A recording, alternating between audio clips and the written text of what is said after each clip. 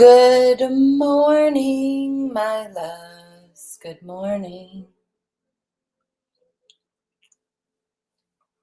Good morning. Oops, this desk, I have a new desk. Good morning, I have a new desk and it's a little wobbly, so hopefully it doesn't do too much of that. So we're just gonna give it a moment and allow people to hop on.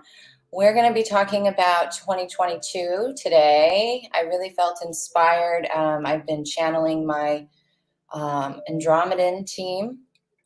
Hi, Kelly. I've been channeling the Andromedans. That's the collective that I'm going to be working with for however long.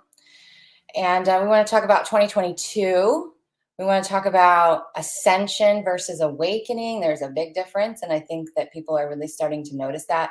And the shift, or what some people are going to call the divide. And so it's just a chat today. I will be going, I have brought my a channeled chat. That's what we're going to call it.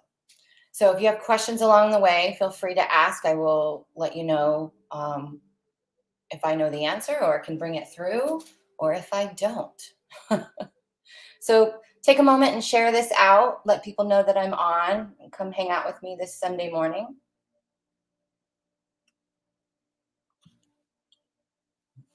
I know I haven't been on in a while live, and that's okay.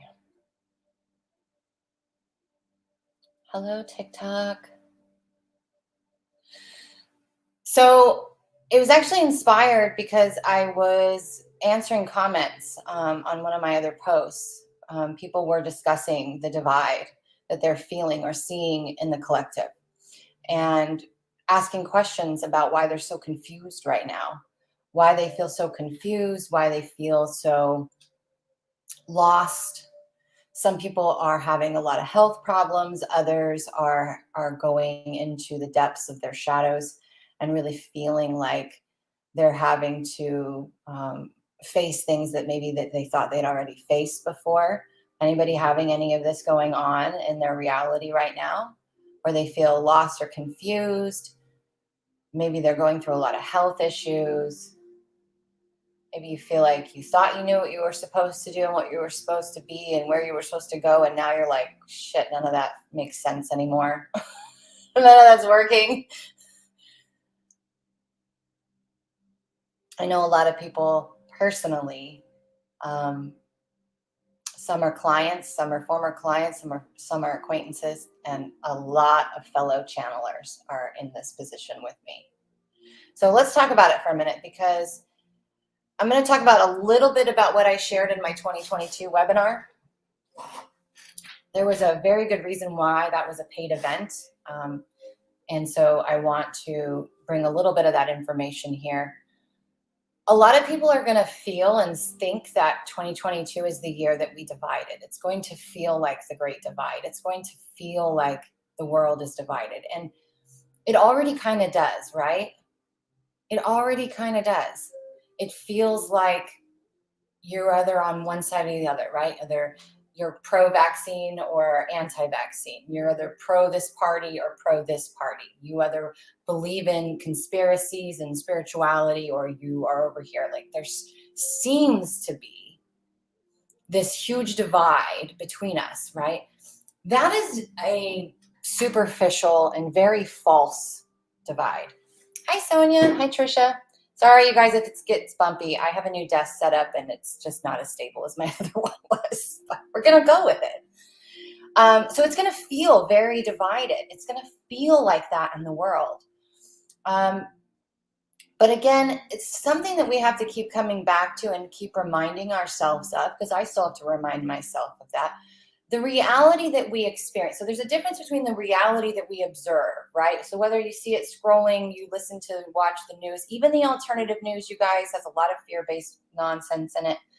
So whether you're observing it or you're feeling it in your personality, even that, there's a difference. There's a difference from the world I see and the world I experience.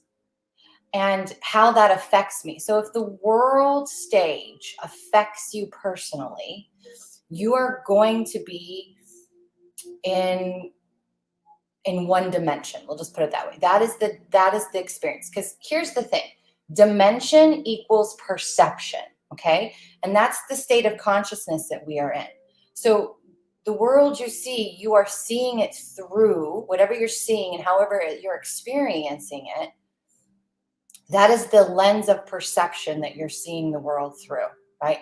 That will tell you what dimension you are currently in as a state of being. And this is where I think things get a little confusing. And I know not everybody is going to be at this level. When we talk quantumly, right? It's quantum is very simple, but it's also it's all inclusive. It's not linear. It's not progressive. It's not organized. It's not in a box. It's not logic. And this is where people get confused. People go, oh, this is too much for me. Just listen with your heart. Okay. Don't try to conceptualize what I'm saying here. It won't work. Your brain will fry out. It will short circuit. So listen with your heart. Okay. So this is going to tell you the lens of perception and your internal state of being that you're seeing the world through. And this can change, right? So anybody can astral project themselves or temporarily embody a state of consciousness. You witness this when you're meditating. You could be in a crappy mood, in a low frequency, and you can meditate and you can bring yourself up to a state of being and you feel amazing. Maybe you manifest from this point, you plant some seeds, you have some communications, and then you come back out of meditation and slowly begin to see that frequency drain back to where you were, right? Or at least lower. That's when we're projecting ourselves or temporarily aligning ourselves to a stream of consciousness. And oftentimes, we can live a good part of our day in a higher stream of consciousness. That is not the same as embodying it or sustaining it. It's not the same. When you sustain a stream of consciousness, you don't have to meditate or do anything to obtain it. You have become that state of consciousness. That is what we're all being asked to do in 2022. We are being asked to embody, well, not everybody. So let me back that up because I'm hearing not everybody. A good portion of people. And this is where the webinar, I really went into how to know what, if you're in 4D, 5D, 6D, that kind of stuff. So anyway, let me come back to that stream of consciousness. When this is what a lot of us are being asked to do, especially those who've been on this journey for a while, right? Are being asked to embody the new stream of their new stream of consciousness, to become it, to anchor it. So we're not accessing it. We're not astral projecting to it. We're not meditating to get into it. This is the frequency, our new baseline that we are going to reside in. We won't go below this. This will be our baseline, our harmonic point. It doesn't mean that we still won't dip into and experience the other frequencies. This is why I say ascension is perfectly explained by an infinity symbol, right? Because you see that. The center point, the access point is the heart space. It's the point of neutrality where we're all supposed to realign ourselves. That's our ground point, right? Our center point. So we dip into the lower dimensional frequencies to bring them up to our heart space, crystallize them, which is that embodied process, return it to spirit, which raises our frequency, and then we come back to our center or our ground point, and then we dip back in and we do it again. And that's the point. We just keep doing this over and over again to crystallize our body, go from carbon to crystalline. So the world is going to look divided, but how it affects you is going to tell you where you are. So if you can observe it and you're not triggered by it and you don't feel like you have to go out and scream at the world to wake up, and you don't have to go out and prove yourself, and you don't have to argue with people, because you understand that everybody's right. There is no right or wrong. That we came here as a soul to experience frequency tangibly. And we, the ego, the human ego, is the only one who judges that frequency as right or wrong, good or bad. It may not be a pleasant experience, but it's still an experience. And so the judgment of it, anytime you're in judgment, you are in the ego, period. That should be like a marker to you in your, holy crap, I'm judging. Okay, I'm judging. I'm choosing to play and see through the lens of my ego right now. And it's not making it wrong. It's just calling it out.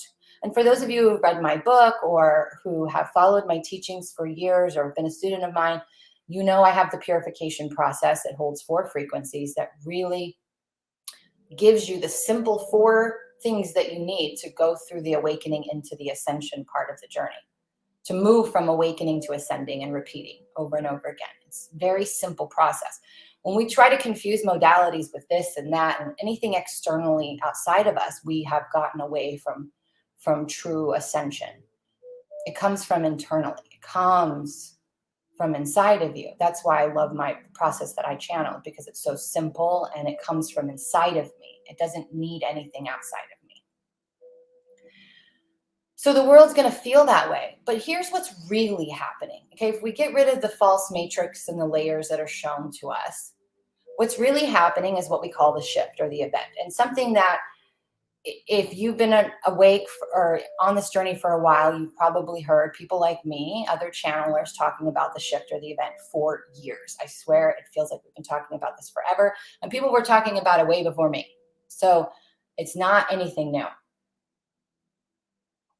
But for a lot of people, the shift or event has been attached to a cataclysmic event or something dramatic. And a lot of people believe that this virus is a part of it. And of course it's a part of it. But it's not about the external. The external is the vibrational response to the state of being we all hold deep inside of us. And when enough people hold that state of being, the reflection, it changes.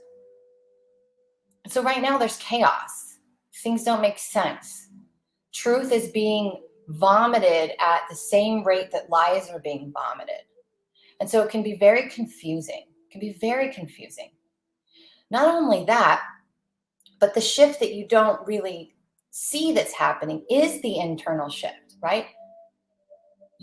So many people are focused on the external shift and the world being divided. And it's going to seem like that this year. Like it's going to get very, very clear who's where, who believes what, who chooses this path over this path. It's going to become very clear. And there's nothing wrong with that. That's what those people, their souls have chosen. And this is what these souls have chosen. And it's not about fear of leaving people behind, because we have to remember, again, the frequencies all exist here, right now, simultaneously. It's not a ladder you need to climb. It's not a place you need to get on a plane to go to. There's nothing you need to do but the inner work inside of you. So these people, our family, our friends, acquaintances that are stubborn, who don't want to open their eyes or to step out of denial or to see what's really going on. To see that means they have to really see themselves. To be able to see the truth out there, they have to be willing to see the truth in here. So we will see that.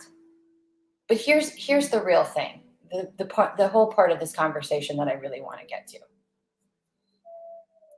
A good portion of us are shifting from a fourth dimensional sustainability, meaning we have been able to sustain the fourth dimensional level of consciousness as our base frequency, which, by the way, we've been in the fourth dimension as a planet since 2012. Nobody talks about that. So a lot of us are being asked to move from the sustainability. You have been able to successfully sustain the fourth dimensional frequency as your base. It doesn't mean that you still didn't have moments where you dipped into very low frequencies and brought that crap up to the surface, crystallized it by accepting it into your heart, and returned it back to that center point, back into spirit, to its point of origin, and came back to center and said, oh, I feel good. That was a good shift. Let's do it again. We don't think we want to keep doing this, but that's why we're here. So a lot of us are moving from that fourth dimensional sustainment into the fifth dimensional sustainment. So here's where we separate awakening from ascending. And I love this conversation because nobody talks about it, at least in my, I don't watch a lot of people, but so maybe there is people and I just don't know. But so if you're one of those people talking about it, amazing, keep that. Awakening is not, I had a spiritual awakening and now I'm awakened, yay me, I'm better than you. That's not what awakening is. Awakening is the journey between shifts in your frequency. That's all it is. So when we shift from 3D to 4D, a lot of us felt our minds begin to open. We didn't really know what our belief systems were, but we knew that the shit that was our belief systems no longer resonated.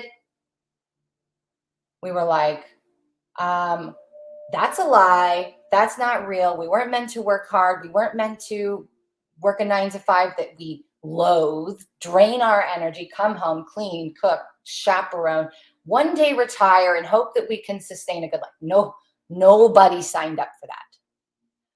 But this is the part of the awakening, right? The filters,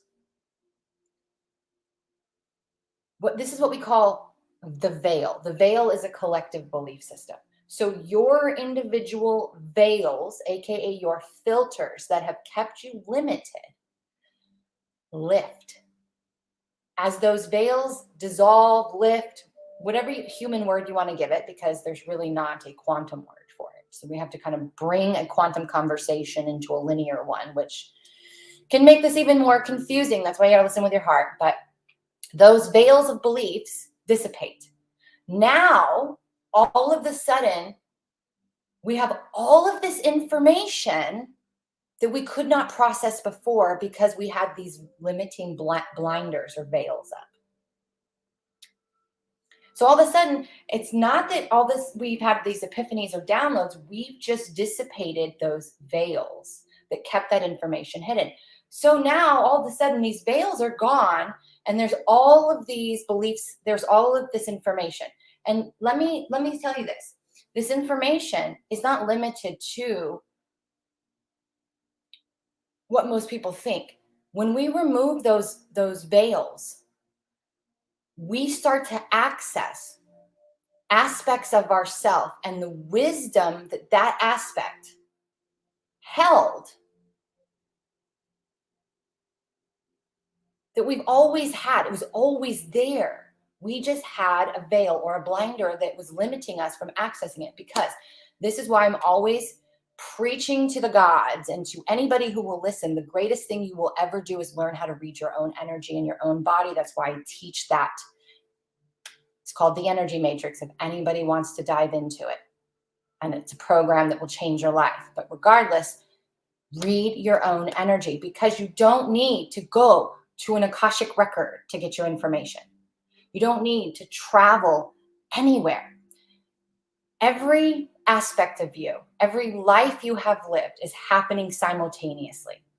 You have an oversoul that is like the hub, and you have streams, soul streams, that are having multiple experiences in multiple timelines, realities. This is why our guides are just aspects of ourselves. Now, the guides that we were born, that we will be with us for our whole entire life. Okay, it doesn't mean other guides can't visit you that aren't you, but most of your core guide team is an aspect of you. The galactic and Andromedan version of me that is speaking is me. When Pleiadians, the ninth dimensional Pleiadians, took point in my channeling, that was a version of me.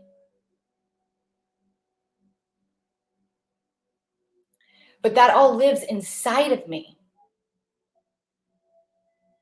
The very first thing that develops when a baby is in the womb is its spine. It's the bones. And the bones are made up of the dry ingredients of all the lives, of everything we've ever known. And the sacral, or our fluid, our flow, is where we tap into the karma, the bloodline of our lineages. You ever notice why children going through puberty go crazy? Because their first 7 years, they're developing their root chakra. The first 7 years. Now, I really go deep into this in the second part of, in the energy matrix. But they feel like they know who they are. And then the sacral begins to form. And it opens up that portal to the alchemical bloodline and fluids of their karmic lineage.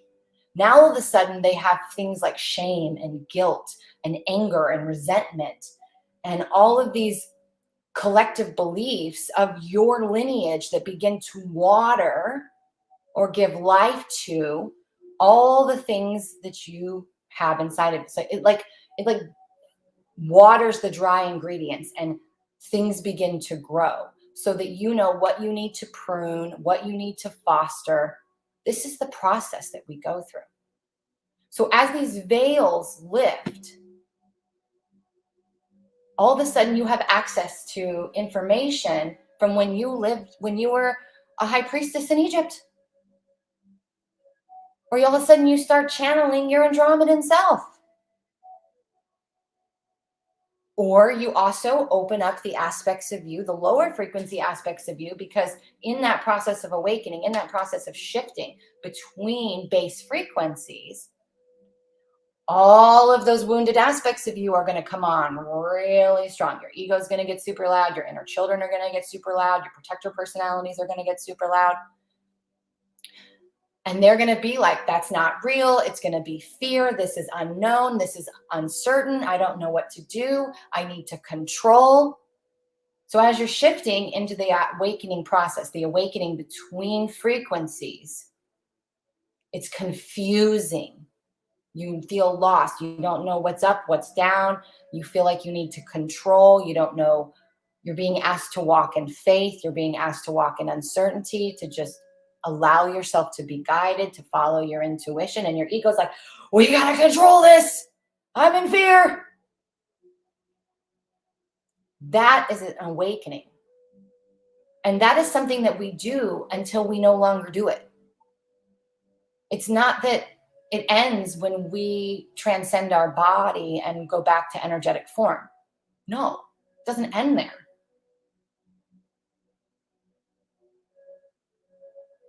Being a human is a shortcut because we get to experience the frequency in a tangible way that we can't experience it anywhere else, really.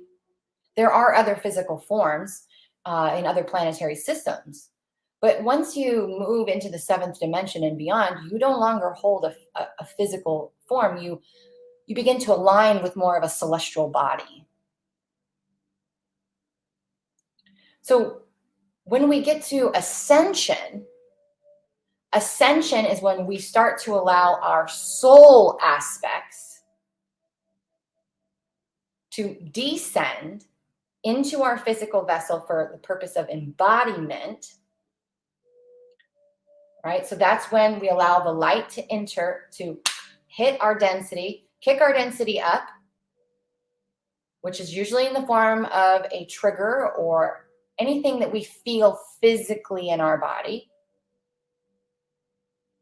And as we accept that and not judge it, as we love ourselves through that and not judge it, as we face it and walk through it and allow ourselves to feel it, it crystallizes, right? Ascension is the body moving from carbon to crystalline. Ascension is physical. Ascension is not mental. There is a mental aspect that happens, but it's a very physical thing.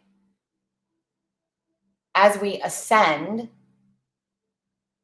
what we're doing is we are like strengthening our physical vessel. We're crystallizing it. But the soul is actually descending into the body. You see, our soul wants to drive the vehicle. That's what it came here to do. It came to drive this vehicle to have a tangible experience and frequency that it chose to, that it wanted to. So when you start going through your awakening journey and you're not doing or allowing yourself to be guided by your soul, you're going to have a certain length of time. I say it that because that's the linear way humans understand it, to play in that, to get your feels, to get your training wheels, to get moving. But then you're going to hit a point where we are now for a lot of us. I know I'm there, where we're being asked to shift into that next level of frequency. And the more of us that shift and embody the fifth dimensional frequency, meaning that's where we reside, that's our base, the more of us that sustain that now, Earth can now move into the fifth dimensional frequency. See, we all think we're here just for ourselves. No, we're here because we get to help Mother Earth ascend. That's what's really going on. And we benefit greatly from this experience. Like, I can't even express to you the magnitude of what I feel and when I see when I say that. So the more of us embodying that fifth dimensional state of being, then the planet can shift and sustain that frequency. So we are all here to help her and to be an expression. That's why when she shifts, we feel it. This is why I always dumb down the Schumann resonance, because people way overcomplicate that shit. So as we shift into that, so that's where I am, right? And I know a lot of other channelers, way showers, humans that are going through this. So right now, a lot of people are, I know in December for me, I went through probably one of the most intense physical shifts that I've ever been through consciously. I say that because there's a difference. When you consciously go through a dark night versus when you were unconscious or asleep. And what's the difference? You observe, right? So I observed a lower aspect of me taking over my vessel so that it could be expressed and purged and crystallized into my body. It was the most intense. In my membership, I shared about it, but I'm not going to really go into too much detail with that. But it was dark. I mean, it was dark. Tanya knows. It was dark. But I was the observer.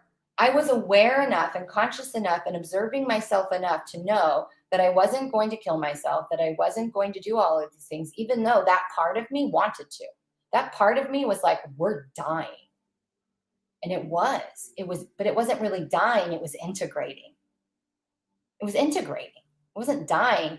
But that's why we get confused, and why a lot of people commit suicide is because they feel that aspect of them, the lower aspect, right? This is when we go into parts work, the inner children, the ego aspects that try to keep us safe, those types of aspects of self.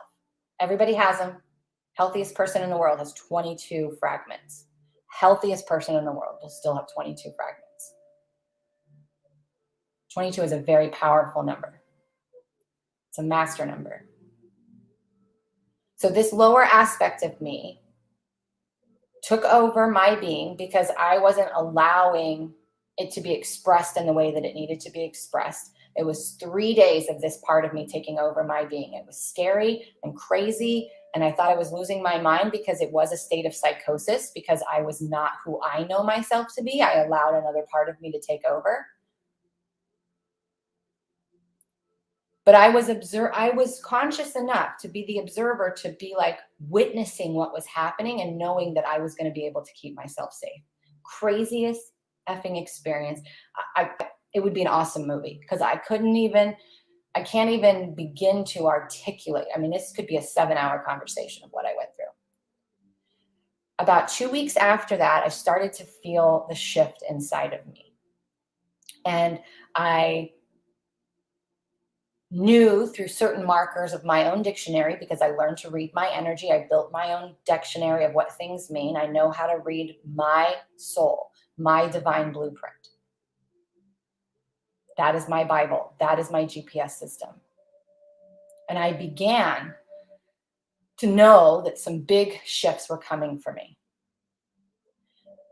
And when I did not go in the direction that my soul wanted me to, because we are stubborn humans who think we know better, because our ego likes to think with logic and likes to think that it wants to check the boxes and have the plan and the structure. My soul said, yep, door closed, door closed, door closed, door closed, door closed. We are going to close all of the doors until she is sitting there with nothing going, oh, look, that's the way to go. That's what happens. And that's what's happening to me, or happened to me. And it's happened to me a couple times, actually, because some of us are really stubborn. I'm German, what can I say? So understanding that is important, because those veils will reveal those aspects of self that have to be integrated or feel like they're dying before you can begin to really embody your soul aspects, meaning your higher self, your other versions of self that are showing up saying, it's my turn. Let me sit in that driver's seat. Let me have that experience. Let me share my wisdom. Let me help bring your frequency up. But there are a lot of people that think that that means that you're manic, or that you have multiple personality disorder, or that you're mental. You're not. We are multidimensional beings. There's more than one version of us. There's more than this human vessel. There's more than this reality. But our brain can only handle a sliver, like a hair. That's why if you ever talk to people who had NDEs, near-death experiences, I always forget, people don't always know what NDE means.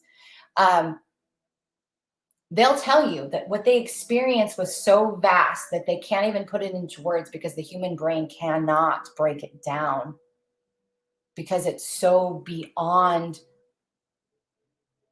understanding. It's something you have to experience.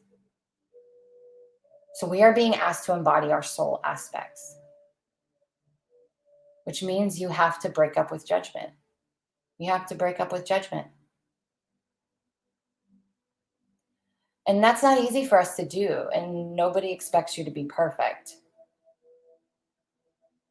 So if you're sitting on the floor right now, or one day crying on your apartment floor because you can't make your rent, because you can't pay your bills, because you can't feed your kids,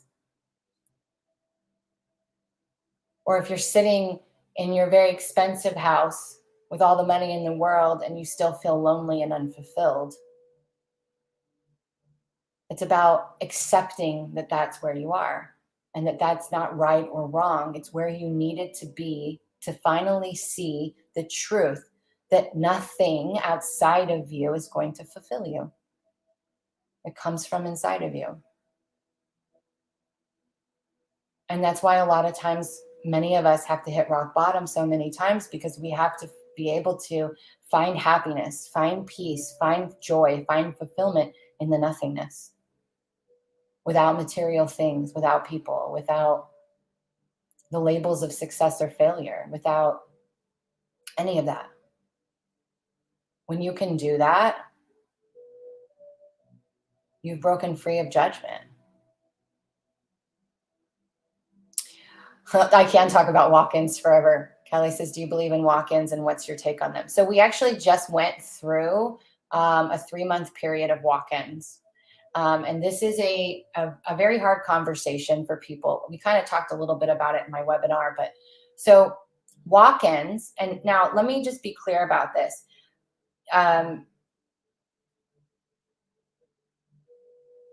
Walk-ins and are different from what I'm going to call possession.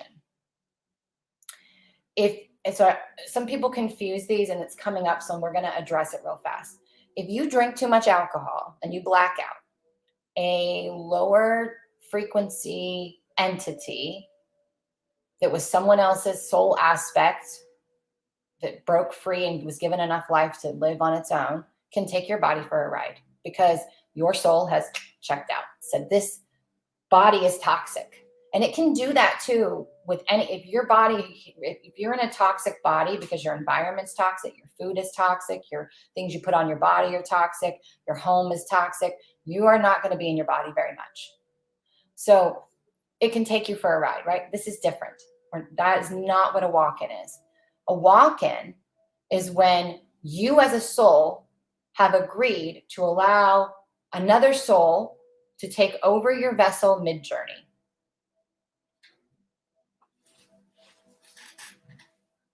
That's what a walk-in is. So during the last 3 months, it might even be more than that. So October, November, December, 3 months. So October, November, December, we actually, it was called the Great Walk-In. I talked about this in some of my energy updates on YouTube. For those of you who haven't been watching you can go back and binge watch energy updates, and you'll hear all the way back to June or May. There's a whole bunch of information about it. But with the walk-ins, so this happened multiple ways, which was very interesting. So some people would say need to have surgery. So they would be put unconscious, right? They may have woken up and they seem different to their family.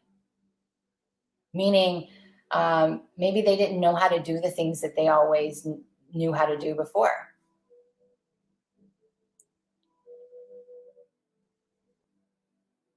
Oh, sorry, I got distracted by something that popped up. Squirrel. Shiny object syndrome.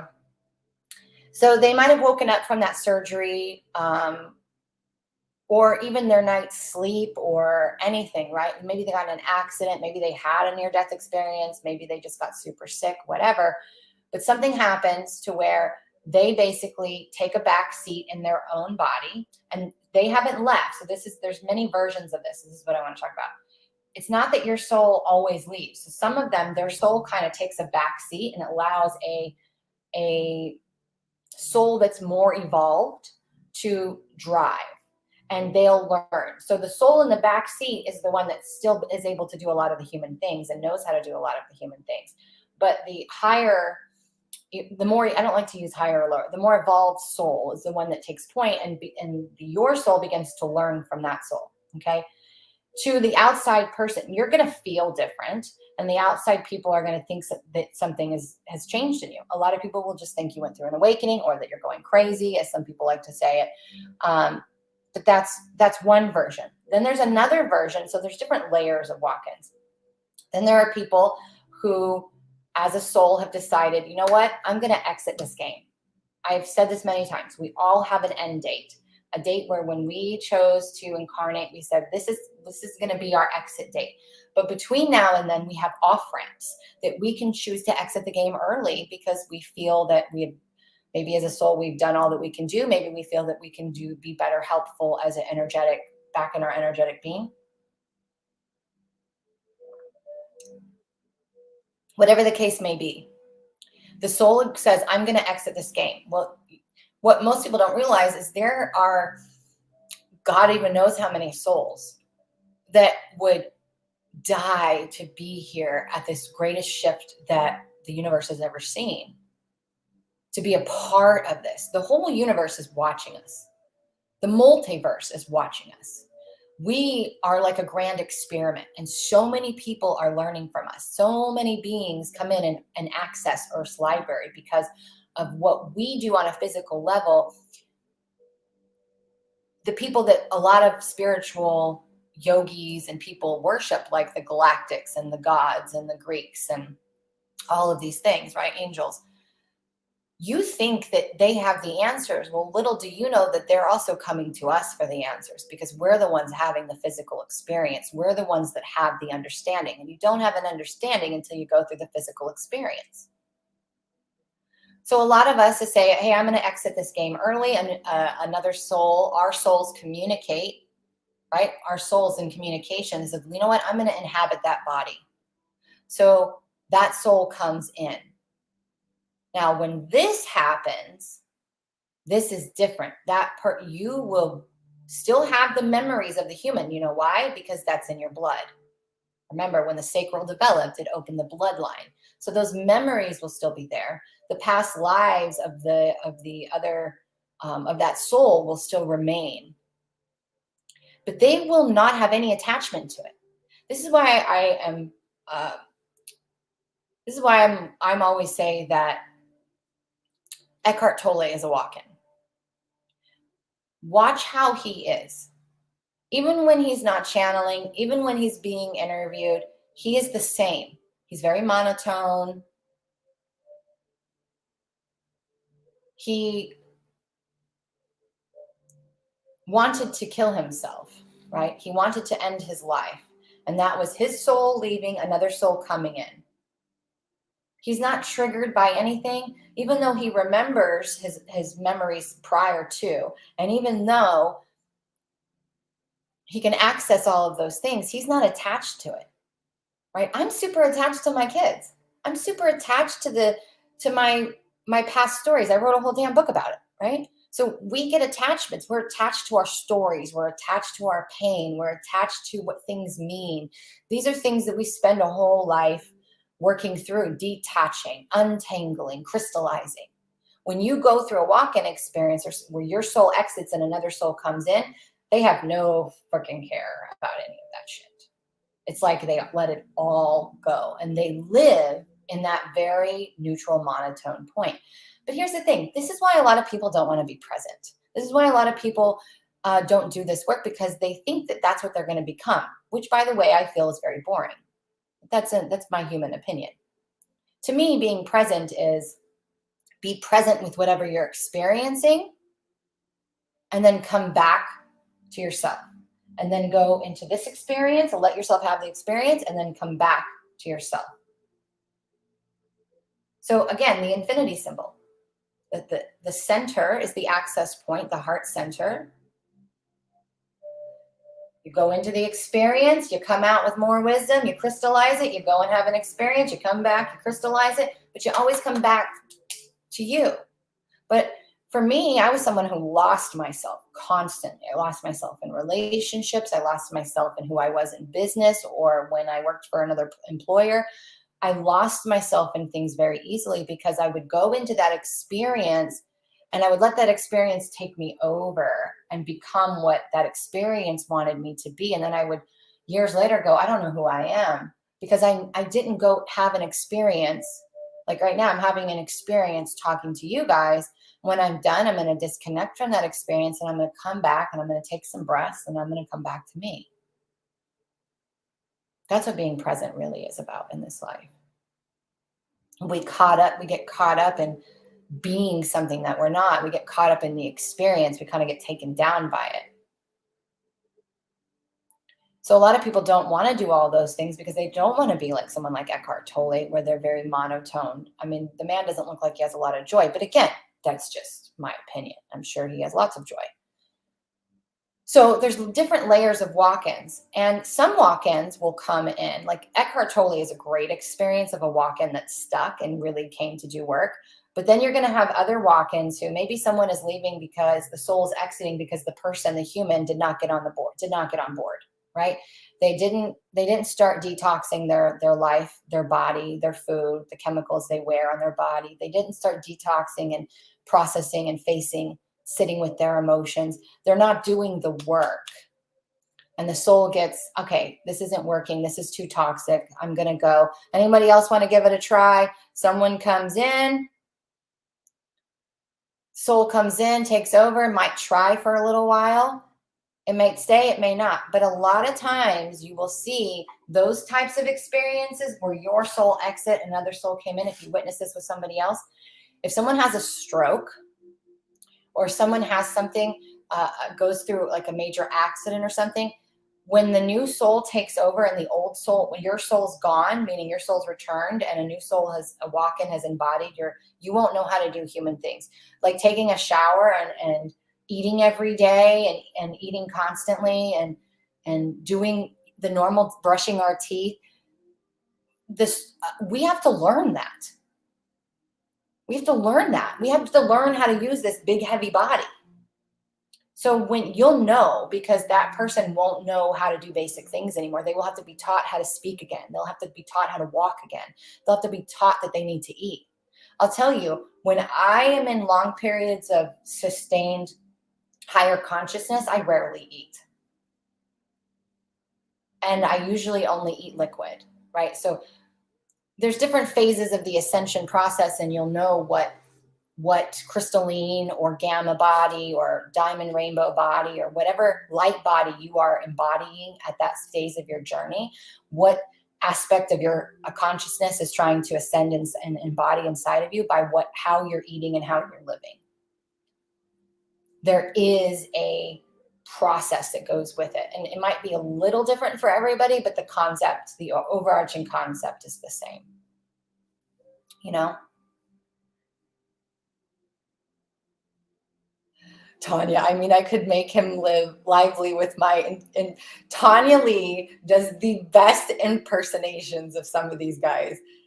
Because her and I went on this journey of listening to Eckhart, and I can't even, it actually makes me very happy to think about it because it's hilarious. It's hilarious. So let me see if there's any questions over here before I move on.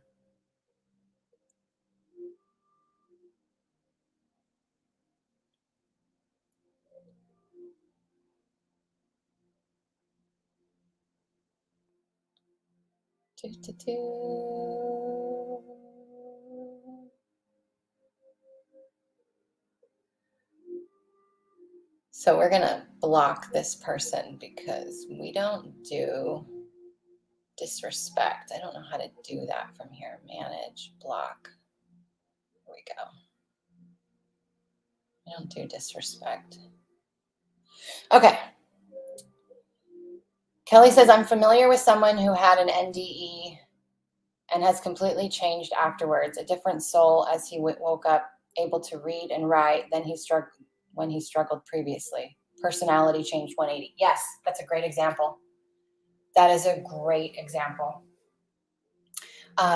So we went through that. We went through 3 months of that happening. And so so if you had if a soul exited, a new soul came in, and their environment was toxic and it was too far gone, or they just didn't want to do it, or they couldn't figure it out, you'll see that while that person might have come back to life for a minute and they might have tried or whatever, they didn't, and eventually they will pass away or cross over because that soul will be like, okay, this isn't what I wanted. So we had those phases.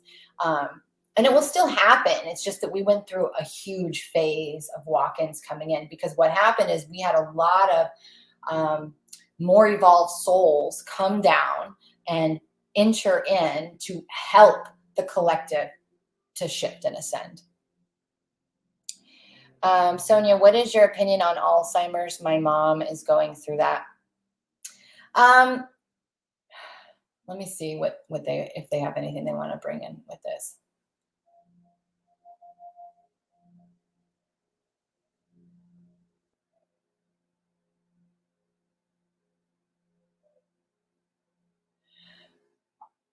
Okay, so the way that I feel this when I ask them about Alzheimer's is, God, this is interesting. So I'm going to break it down as best as I can interpret it at this moment.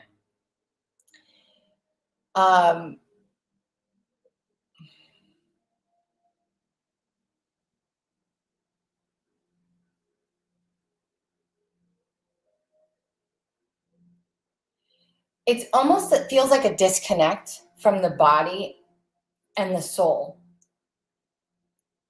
It's almost like, so how I feel it is in the soul is no longer embodied in the physical vessel.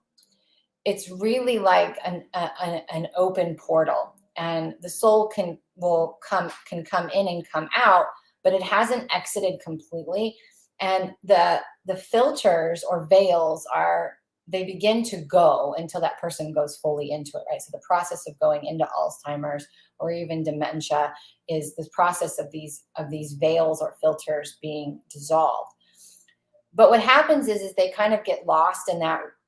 It feels like it's like a getting lost in that translation, and they're not able to keep it into their body and remain anchored in their body where they can access the memories of this life and the memories of even, and ways of being of their bloodline.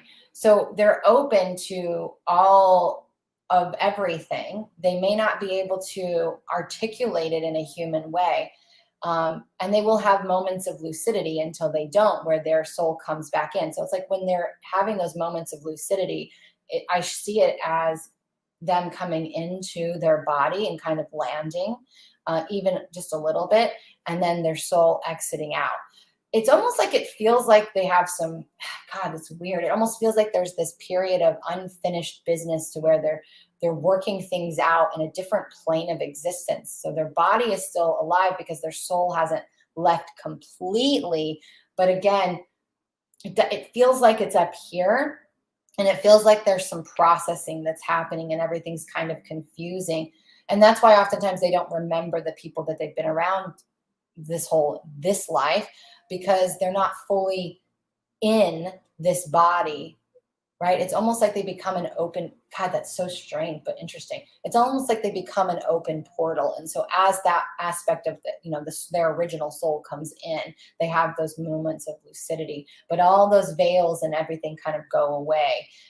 And so what can happen is, so this is interesting. They're saying what can happen is there's like there's like multiple versions of them, right? So the multidimensionality really becomes the forefront when there's nobody inhibiting the soul. And it's like the human is driving based upon the ego's driving, basically. The old karma is driving, but not from a place of remembrance of who people are and what they experience in this life. It almost becomes like they're an asshole. They don't want to do anything. They're just this. It's almost like they have these veils of separation are so massive that they can't shift between aspects of self and hold that remembrance. It just feels like it all goes away.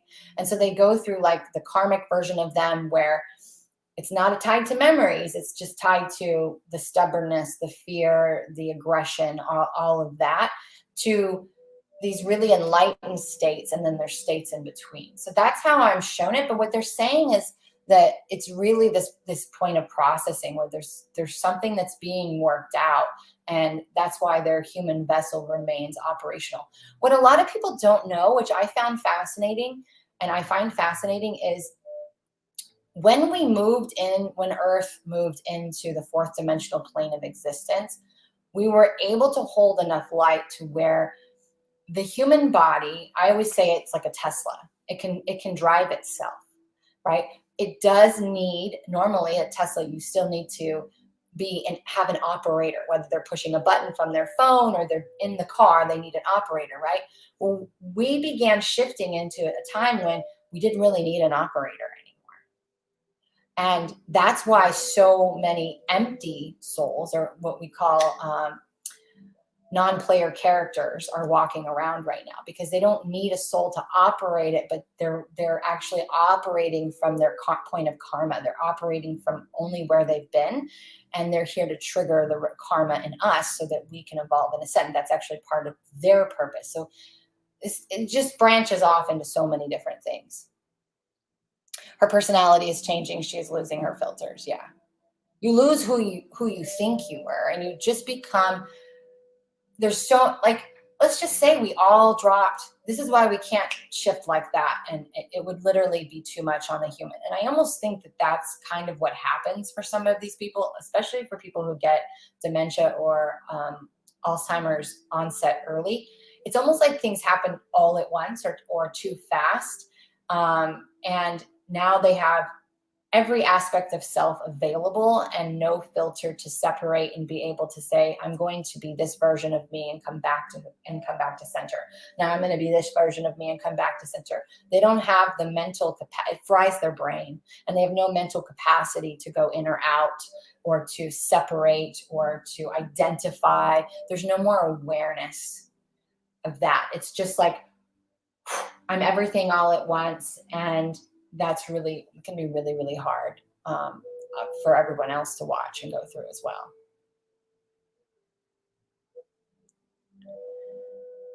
Give the other aspect front seat and be in charge. Can we really cross over the original? I don't know what you mean by that, Kelly.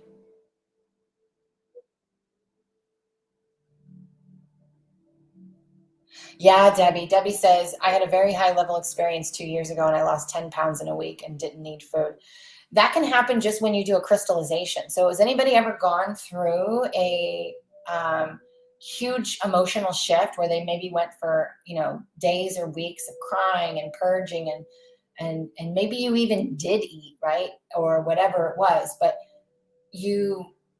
the only thing that you changed was that you went through this huge emotion where you sat and you cried or you screamed or you purged the emotional expression and sat in it and faced it and integrated it. And you come out and you're like, holy crap, I lost 10 pounds in 3 days, or I lost 5 pounds overnight. I've had those experiences. So remember, if something is this big and is dense and you crystallize it, it comes into a much smaller. And so you make all that room in your body. And this is why we have to do the shadow work. This is why we have to sit with ourselves and face these aspects of ourselves, because we have to make space for the light to enter, space for the light to be in that, energy. Can we consciously cross over the original occupant? So I don't, from a human perspective, I have no idea what you're saying. Your soul is the occupant, and your soul is also having, we'll just put a number on it, 10 other experiences and 10 other realities in different dimensions.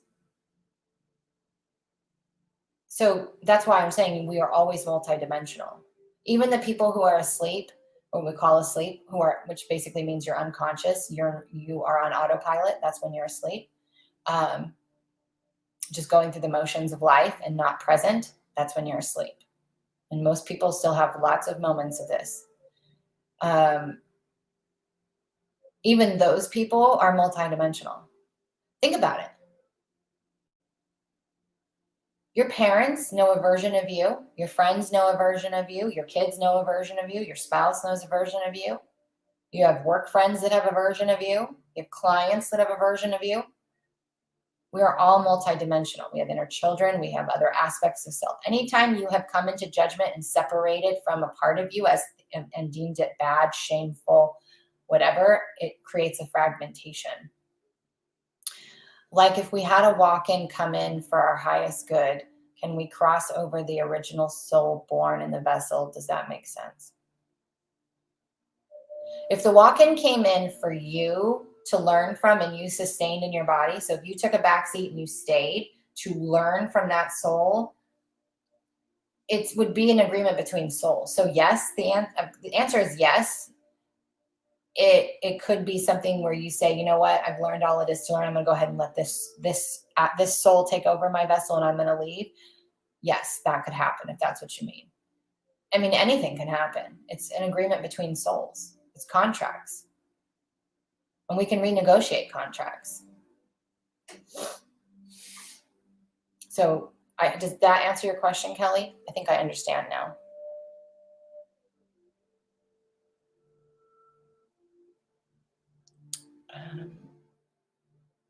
Block you. See if there's any questions.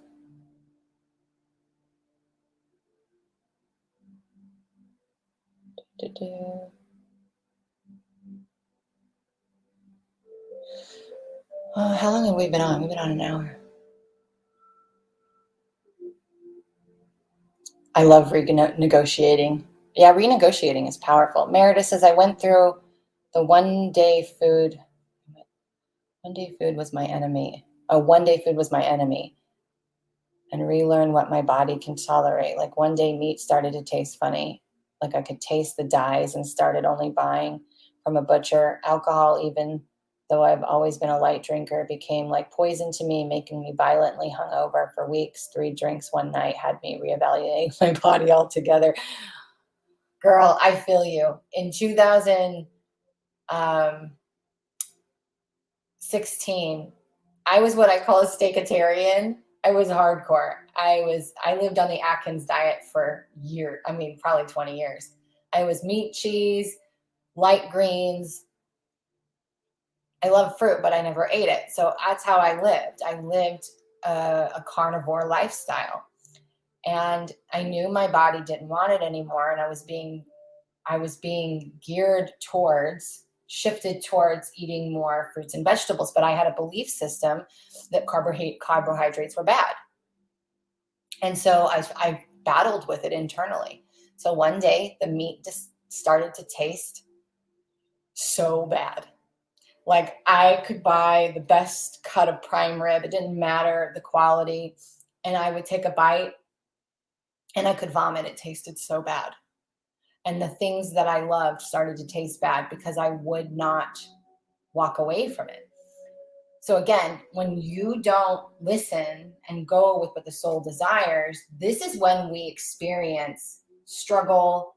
This is when we experience resistance, because the ego, right? Those aspects of self that have very rigid belief systems begins to think that it knows better than something that it can't see evidence of, based upon the belief systems of the algorithm of our past.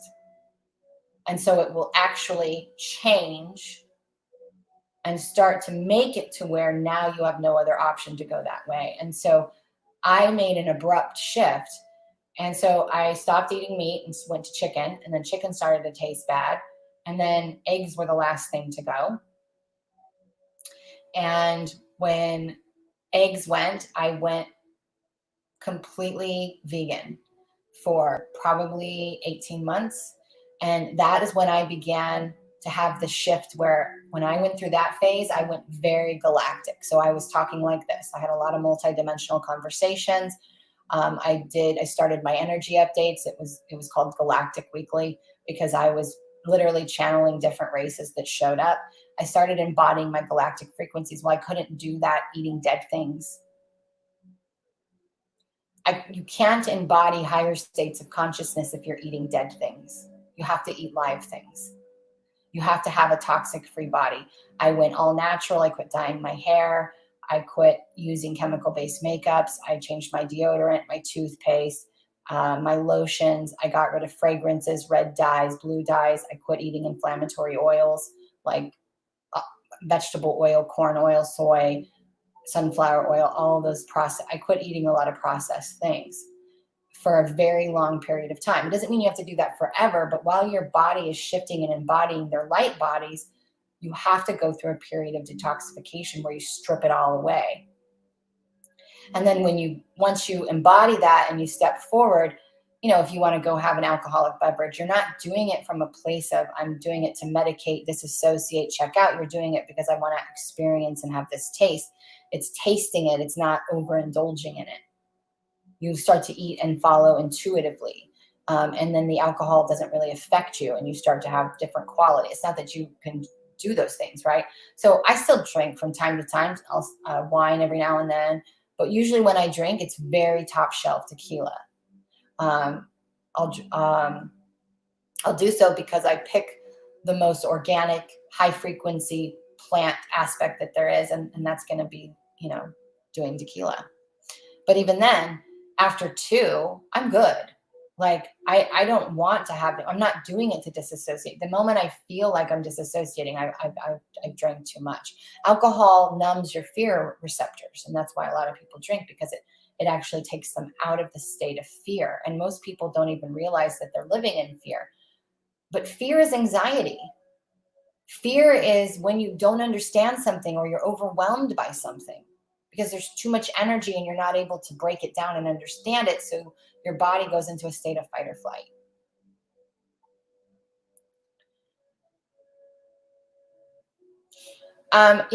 Vicky's right. Be careful though when you start doing, because that's what I did. I went to coconut milk or almond milk or oat milk, but a lot of the stuff you buy in the stores is filled with shit. So the best thing you can do if you're gonna go to an oat or nut milk is either to make it at home yourself. Literally, I make cashew cream once a week. I take a cup of raw organic cashews and a cup of water, and I put it in my Vitamix, and in 30 seconds, I have cashew cream. You can do the same with almonds, and you can just process it. All those things you can process it through a nut bag. You can buy it from the store, but you want to read the ingredients. We have to get back to reading the ingredients. So it should say oats and filtered water. That's it. If there's citric acid, if there's all these other things in it, then it's still processed and it's still not, it's probably better for you, a little better for you than say cow's milk, but it's not much better. So you have to read the label. So many people think, oh, I'm buying gluten-free or I'm buying Beyond Burger. I'll eat one of those every now and then, but all of that crap is still processed. It's about taking raw fruits and veggies and making it into what you want, right? You can create all of those things using vegetables, but you want to go back to eating off the earth. What about lactose-free real milk? Is that super? Yes. Anything dairy is processed and inflammatory. Anything dairy. If you're going to eat dairy, do grass-fed. I would exit eggs altogether completely. If you want to, not everybody is going to go through this the way that I did. This is why it's so important to learn to read your body. You may be someone who never stops eating meat, because you're not someone who soul's deciding to go to a certain frequency. Like, you are going to have the experience and everything will happen naturally. It's about being present and listening to your body and going, okay, my body's all of a sudden gravitating to want to do this. Oh, my soul's really gravitating to that. It can't be forced. When you feel called to detox, when you feel called to shift, when you start to realize that this isn't where it is anymore, you have to be able to do that. And this is why I am a huge proponent of, you have to learn to read your own energy and you have to learn to read your own body, not just your body. Your body is not your energy. You have to learn to read your body. You have to be able to also learn to read your energy so that you know what your soul is saying to you, what your body is needing, and where your soul's directing you. A personal opinion is that you should not be reading other people if you don't know how to read yourself, because you're going to misinterpret it. There is going to be a misinterpretation that happens. How we learn to feel confident and trust ourselves is by reading ourselves. It doesn't mean that we always do it. It means that we know how to do it. You know how to ride a bike, but you don't always ride it to the grocery store because it doesn't, or whatever. So we know how to do things, we just don't always do them. So it's a process of learning how to do them and then consistently doing it.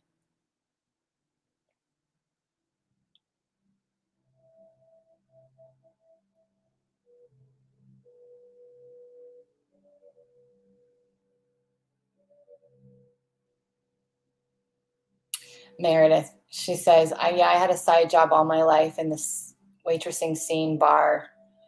I never understood why people drank to get drunk and out of control. I did. I was one of those people. I'm not embarrassed to say that at all. It was a good part of my life.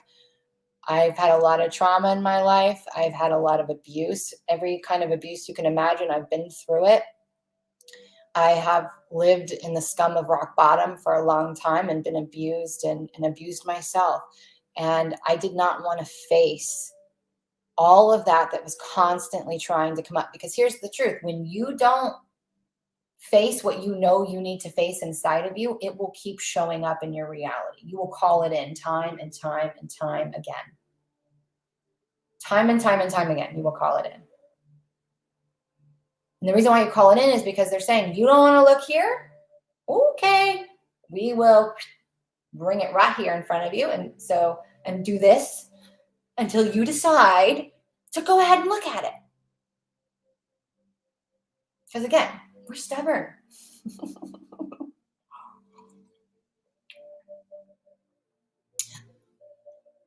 I didn't want to look at it, so I numbed it and drank it away.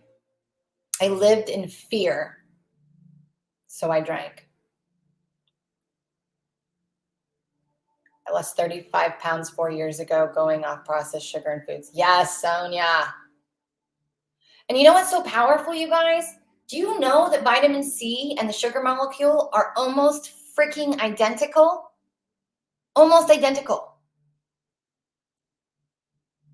So when you crave sugar, eat something that's high in vitamin C. And then figure out why you're craving sugar. Your body is always trying to come into homeostasis. It's always trying to come into balance. And this is 22 is a 6th year. It's a year that we come to our balance point. That's why I've said 2022, if I'm going to give it one word, it's grace. And grace only comes after great transmutation. And grace means we've opened our heart to the light of the God self within us. It's powerful. So you're going to see people on either extreme. That's why a lot of people are calling this year the Great Divide. Because again, if we are coming into the balance point of that infinity symbol, we got a big dark area over here, and we got a big light area over here. Because remember, there has to be, when we are in a dualistic plane, we won't always live from a dualistic plane. Please hear me when I say that. This is a chosen experience that could change in 2 years, could change in 10 years. Maybe we won't see it at all in this lifetime, but we will change from duality to more of a synergy into unity plane of existence, way of learning. So with duality, while we're in a dualistic plane still, there has to be an equal of light and dark. So as light as it gets, we will see the dark. It's just a matter of, are we going to look at it from observatory, or are we going to label it and go, oh my God, the world is ending? Yeah, Tanya says, I agree with that. Not for everybody. Listen to your body. It is. It's so true because, you know, this is my experience. And there's going to be a lot of people who have this experience with food or with frequency or the way that they ascended. When I talk about ascension from a channeled point of view, that's overview, right? We're all going to have a little bit of tweaks in how we experience it, depending on what your soul wanted. But when you are, but when it comes to the food part, that's what I'm saying. That's a part of it. That's the subtle shifts. How are you? And when are you? So we all go through this at different points when it's our turn, when it's natural. This is why you can't force. A week ago, I tried to force something thinking I had insight come in from my guides. I grabbed it and said, okay, I got it. I know what I got to do now. And I started using my ego and controlling and creating a plan and setting things in motion. And they pulled that rug out from under me so fast and said, no. You can't take over control. You can't plan. You can't think you know better than us. Come back. Face each day as it comes. Exit the plan. When you start to come into sustaining a more fifth dimensional frequency, you let go of structure. And that's where I'm having a hard time, because I am somebody, I'm most of my chart is 89% water, my astrological chart, but I am an earth element. So I crave structure to flow in, right? I'm ruled by my solar plexus. That means I crave structure to flow in. When we go from the third, from the solar plexus to the heart, there's no fucking structure. And it's like, whoa, you mean I can float on water, walk on water, and do everything without things? Like, I don't know how to do this. It's very confusing. It's very wobbly. But this is why it's so important for us to have to come back to reading our body, reading our intuition, trusting, having confidence in ourselves. And I'm going to break down confidence and trust very simply for you guys who aren't there yet. I'm not even 100% there yet. I still this is a journey we take. So we get better at it and better at it and better at it as we practice it daily, right? You don't brush your teeth just one time. You don't work out just one time and see the chip. You have to do it consistently. So confidence, you have confidence when you can consistently count on yourself. You have trust in yourself when you constantly have your own back. When you put what's in alignment for you as the priority. The minute you put something else as the priority before yourself, you've just disrespected yourself. You've just abandoned yourself. You've just rejected yourself. Very simple. But I'm telling you, if you do not know how to read your body and your intuition, message me. I will get you into the energy matrix and you can begin that journey. You will not sustain new earth frequencies. And I don't say this out of fear or something. Everybody will do it their own way. You don't have to learn it from me. You can learn it on your own. You can get a book. You can hire someone else, whatever. I don't care. Just do it. You will not sustain new earth frequencies if you don't have your compass operational. Your map of what things mean, and that map will grow and evolve as you journey. But you got to know how to do it. So if you don't know how to read your own body and your own energy, you've got to start there.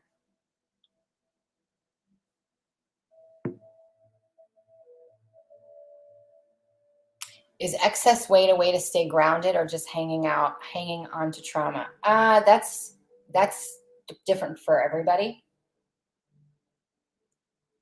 Generally, weight from a general collective point of view, weight equals protection. Weight equals safety. When the body doesn't feel safe, it will carry weight. Now, each person is going to have a variation of that. Okay, so each person, that weight is going to have an expression of what it is they're working on. When I am in a toxic relationship or a toxic environment, you will know because my weight will shift very quickly. I am normally a pretty average person, right? I'm 5'4". Most of my life, I have weighed between 120 and 160. That has been my window of comfortability. 120 and below, I look sick. I feel most comfortable at about 150, 160. But when I'm in a toxic environment, I will gain weight no matter what. I could be eating the most strict, cleanest diet. I could be working out every single day. I could be doing all the things. But if I don't have good boundaries and I am in a toxic environment, then my body will gain weight. It uses it as a buffer. So at the root, weight is to protect you because your body doesn't feel safe. That means there's something that you are in fear of that you might not be conscious of. What that is going to be different for everybody. Yes, Sonia. Remember, I don't know if you remember, Sonia. Sonia and I were in a program together with another mentor. And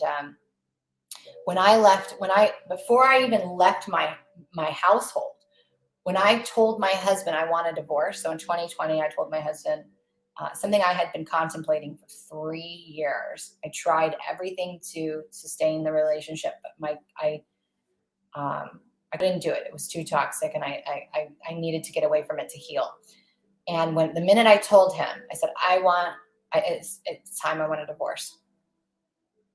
In 30 days, I lost 30 pounds. It just fell off.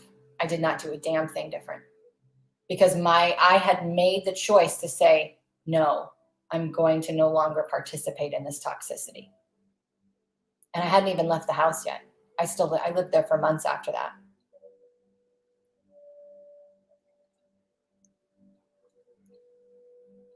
Okay.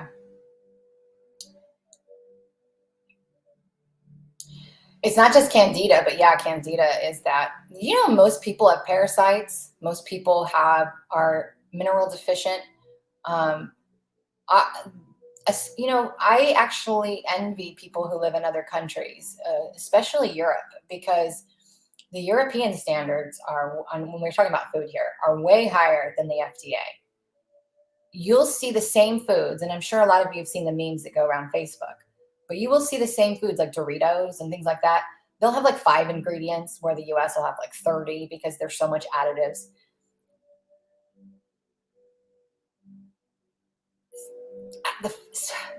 The United States consumes 65% of pharmaceuticals.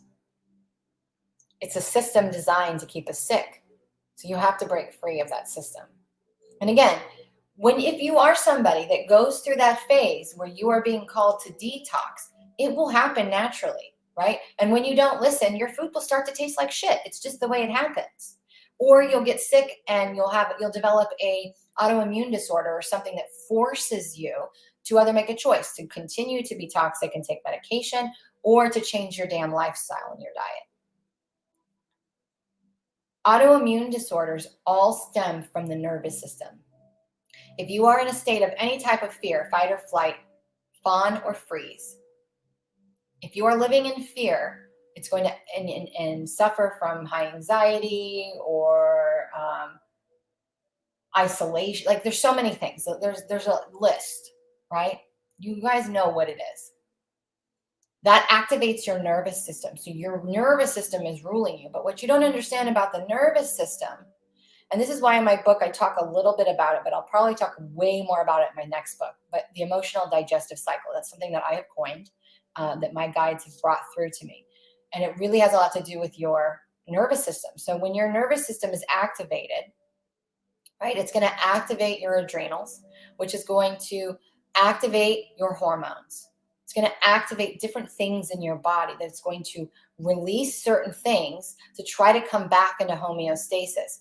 But that is a domino effect that begins to happen, that begins to deplete other parts of the body. In addition to that, if you are eating processed foods or you are eating highly inflammatory oils or things like that, it starts to strip your gut, your minerals. You begin to no longer absorb the food. For 18 months, I ate vegan and my body did not absorb crap. You want to know why? Because I was mineral deficient and my gut was completely destroyed. So while I was eating all the nutrition, my body was not able to absorb it. So this is why there's periods of detox, but you will know, it will become a natural process. You will feel like, oh, that resonates. You know what? I think it is time. I have been not satisfied anymore by these foods. I've been feeling like my body, because when you're hungry, that hunger is a sign that your body is not getting the nutrients it needs. This is why you can eat all the junk food in the world and you're like, damn, I'm still hungry. It's because you're hungry because you never fed your body what it really needed. You just filled it with crap.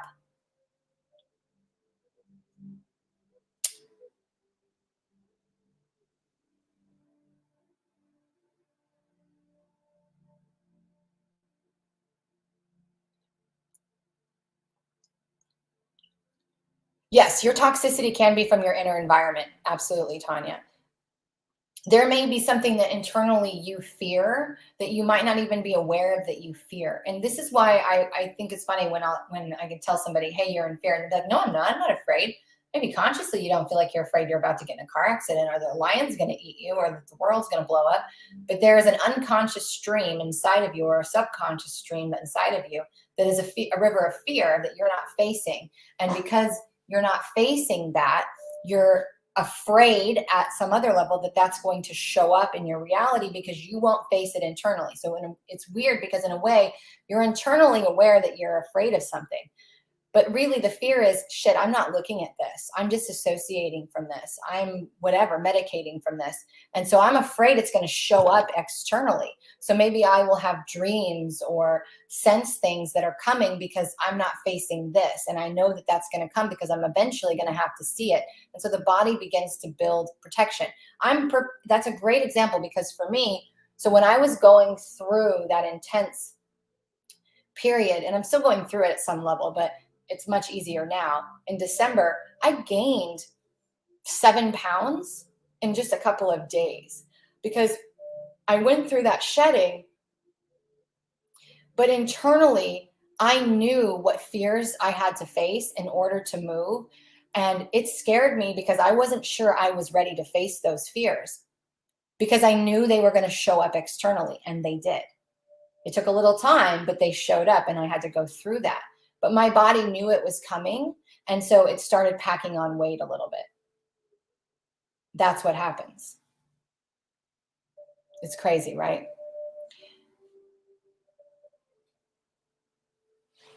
How do you find out if you're mineral deficient? Most people are mineral deficient. So if you drink filtered water, you're not getting your minerals. You don't want to drink tap water, but you want to drink spring water. If you're not eating off the earth, and you're more of your body is eating processed foods, frozen, canned, that kind of stuff, you're probably not getting the minerals that you need. The minerals are stripped by the processed ingredients. It's stripped out of your body. Most people are mineral deficient. That's why I've had so many videos on ascension symptoms and what you can do and the different supplements you can take to get your body back in rhythm.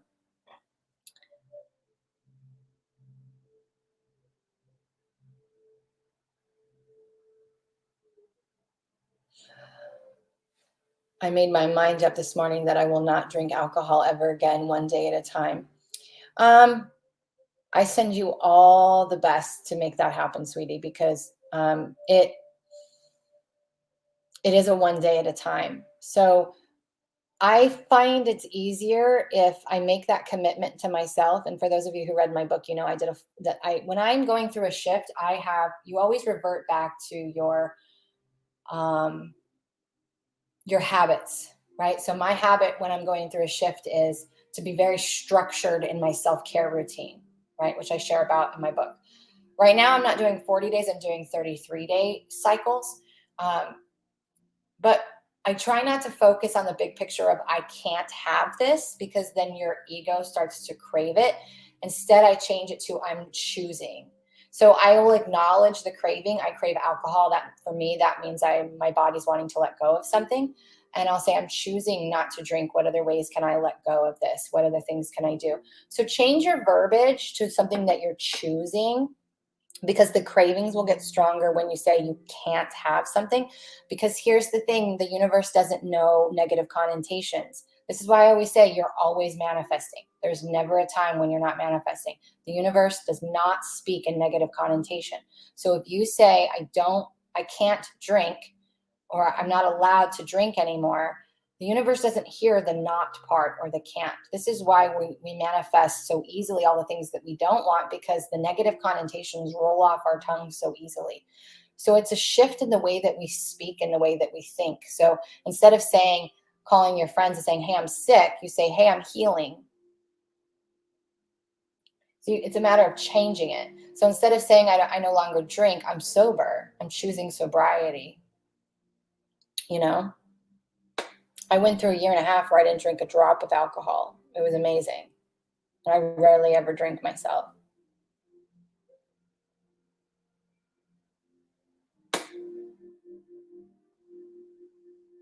You're so welcome. Thank you for listening to my knowledge. Okay, guys, I feel pretty complete. But this. So a lot of you know, TikTok world doesn't really know this, but some of you guys know in some of my posts, I've been talking about how 2022 is going to be the year that I find my joy, and that I'm going to do things in my life and business that feel good to me. This kind of stuff, sitting here just allowing channeled information and wisdom contemplation from myself, my higher self, my guides mixed all together, and just having that's why it's called a conversation, because there's different aspects of me communicating with you all at the same time. It's a multi-dimensional conversation. This shit lights me up. I love it. I love doing this. So I am in the process of figuring out a way that I can do what I love, which is this, and just have these beautiful, deep, wisdom-filled conversations where we just discuss things that come up and what people want to talk about in the mornings or at night or whenever. So I'm trying to figure out a way that feels good to me to make this also be a source of support for me. So meaning some type of low-cost membership where I can just show up live all the time and we can just have wildly deep conversations. That is what lights up my freaking soul. I absolutely love it. So that is my plan. That is what's coming. I will let you know probably next week. I'm trying to find the platform I want to do it on. I don't want to do it on my Podia platform where my previous membership was. It's a pain in the rear end to notify you. I'll probably end up doing a YouTube membership. It's just YouTube. I have to let go of my control, because in YouTube, I have no controls over helping people who can't sign up or who are having billing issues or whatever.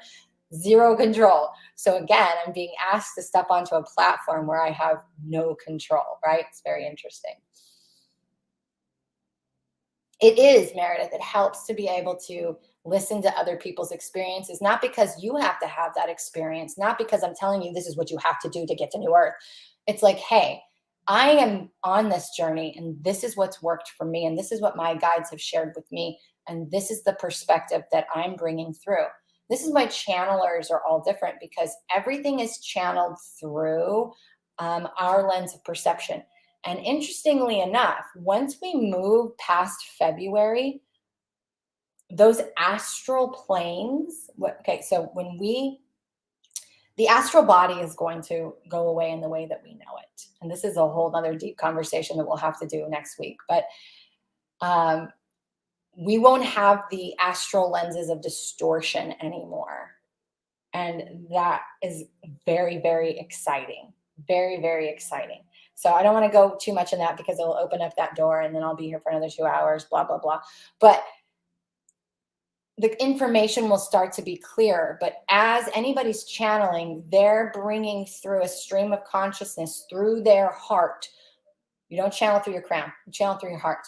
So if your heart is closed or has a lot of limiting beliefs around it or fear around it, it's going to distort that information that comes through.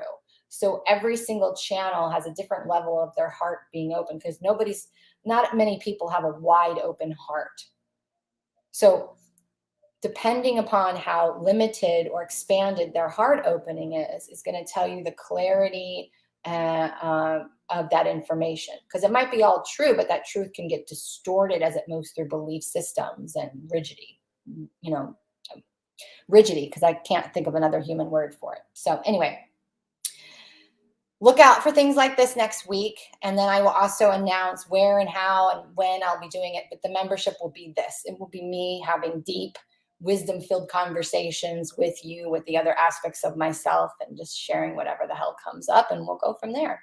So thanks for joining me today on this Sunday. And I hope you guys have an amazing day. And I will see you guys next week.